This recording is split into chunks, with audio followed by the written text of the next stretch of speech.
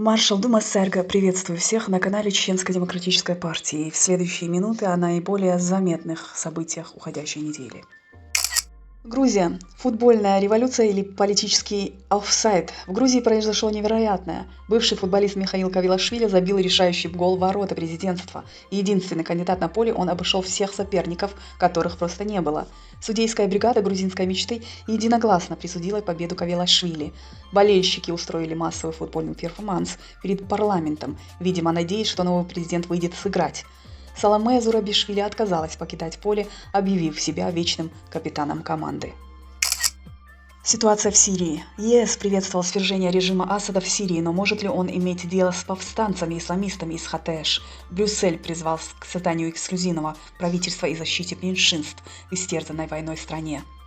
На фоне свержения диктата власти Асада вооруженной оппозиции Брюсселю сначала нужно убедиться, что в Сирии не будет гражданской войны, радикализации и притеснения различных меньшинств, а также актов возмездия и репрессий, добавила Каллас. МИД Германии разработал план мирной передачи власти в Сирии, изложив условия поддержки переходного правительства в Дамаске, однако влияние ФРГ в данном случае невелико, говорят эксперты. Германия хочет поддержать Сирию после свержения диктатуры Башара Асада, но только при условии участия в политическом процессе всех групп населения. Министр иностранных дел Анна-Лена Бербок в этой связи заявила, что для страны наступил момент надежды, выразив при этом обеспокоенность тем, что надежда может быть обманчивой. Сейчас, по словам министра, необходимо приложить все усилия, чтобы Сирия нашла путь к мирному и стабильному будущему для всех ее граждан. По мнению Бербок, в долгосрочной перспективе это также включает внутреннюю правовую переоценку правления Асада в Сирии. Без справедливости невозможно долговременное устойчивое примирение и, следовательно, мирное сосуществование. Бербок также призвала обеспечить соблюдение прав женщин. Это, как она выразилась, будет каменистый путь, в конце которого, надеюсь, однажды пройдут свободные выборы. Насколько более умеренным стал лидер джихадистов Аль-Джулани, звучит не очень уверенно, несмотря на умеренную риторику из Дамаска. Переходное правительство, возглавляемое радикальной суннитской исламской группировкой Хаят Тахрир аш-Шам (Хатэш), пообещало гарантировать безопасность и права всех многочисленных этнических и религиозных меньшинств, в том числе курдов, алавитов, друзов и христиан. «Мы будем судить о Хатэш по их действиям», подчеркивает Бербок. Ее сомнения вызваны тем, что эта группировка вышла из фронта Ан-Нусра, сирийского отделения международной террористической сети Аль-Каида. Однако, согласно собственным заявлениям представителей Хатэш, она не имеет связей с Аль-Каидой с 2016 года. Лидер Хаят Тахрир аш-Шам Абу Мухаммед Аль-Джулани позиционирует себя как умеренный исламист. Тем не менее, ООН, ЕС, США, Турция и ряд других стран признали Хатэш террористической организацией. А Аль-Джулани по-прежнему находится в американском списке особо опасных террористов, куда был внесен еще в 2013 году, и за информацию, которая может привести к его поимке, США предлагают награду в $10 миллионов. Литва. Новое правительство Литвы во главе с премьер-министром Гинтаутасом Палуцкасом приступило к работе.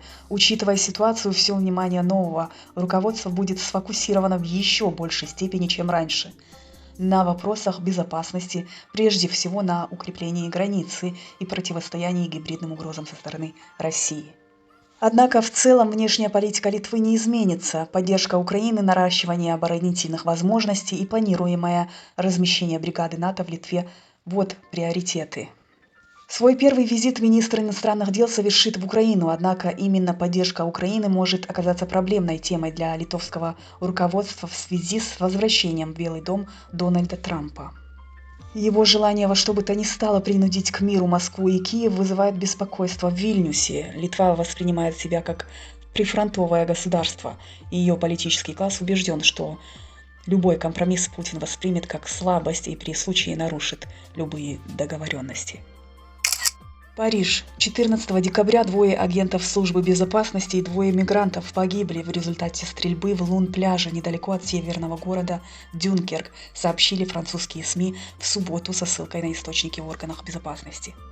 По данным французских СМИ, после стрельбы 22-летний мужчина сдался властям, заявив, что именно он совершил нападение и ранее в тот же день убил 5-го человека в соседнем городе. По сообщениям французских СМИ, власти обнаружили в машине мужчины еще 3 единицы оружия. США. Бывший информатор ФБР признал вину в фабрикации обвинений против семьи Байденов. Александр Смирнов Бывший информатор ФБР согласился признать себя виновным по федеральным обвинениям в предоставлении ложной информации о предполагаемых взятках Джо и Хантеру Байденам. Смирнов признает, что выдумал историю о взятках в семье Байденов от украинской компании «Буризма». Ранее Смирнов утверждал, что «Буризма» заплатила Байденам по $5 миллионов в 2015 или в 2016 году.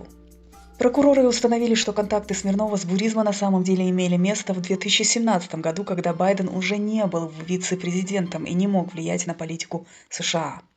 Обвинения были выдвинуты Смирновым после того, как он выразил предвзятость против Байдена во время президентской кампании 2020 года. Это соглашение о признании вины может существенно повлиять на расследование импичмента, проводимое республиканцами в Конгрессе, центральным элементом которого были утверждения Смирнова. На этом я завершаю сегодняшний выпуск новостей. Берегите себя и будьте здоровы. Адыкюл Шамахквай, Маршал.